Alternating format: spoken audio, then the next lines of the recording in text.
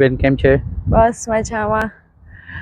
તમારા vote test હતી forces licence conversion, તમારો અનુભવ કેવો રહ્યો?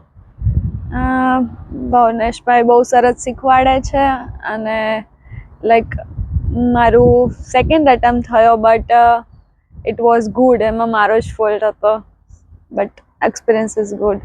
અને તમે કેટલા વર્ષથી ચલાવતા હતા? 2 વર્ષ ઓલમોસ્ટ.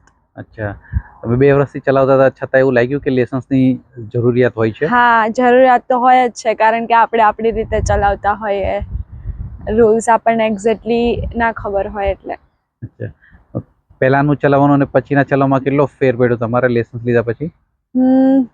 લાઈક બહુ જ ફેર તો કહેવાય, કહી ના શકું બટ કહેવાય ને કે પેલું નાનું છોકરું એમનેમ ચાલતું હોય ને લાઈક સાયકલ એની જાતે ચલાવવા માંડે પણ કોઈ એને ગાઈડન્સ આપે એવી રીતે અલગ જ એક્સપિરિયન્સ થાય એમ.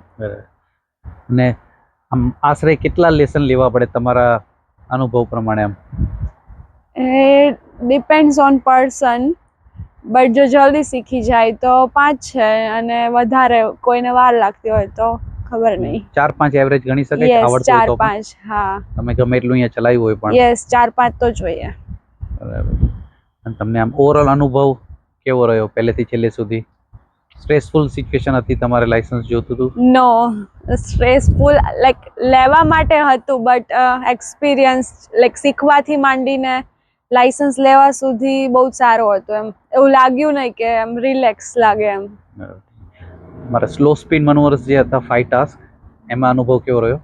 શેમાં? Slow speed manoeuvres, moving off the kerb, reverse parallel પાર્કિંગમાં લોકોને બીક લાગતી હોય છે 3.9 ના, બહુ ઈઝી લાગે. બધું શીખ્યા પછી બહુ જ ઈઝી લાગે એમ. બરાબર છે. અને હવે તમે તમારા ફ્રેન્ડ્સને રિકમેન્ડ કરશો? અને યસ, મારા ફ્રેન્ડ્સ, ફેમિલી, બધા રિલેટિવ્સ બધાને થેન્ક કહીશ. યુ. અને લાયસન્સ હવે તમને ઘણું મહત્વનું આગળ યસ, મદદરૂપ થશે. યસ. ઓકે, આભાર તમારો. Thank you.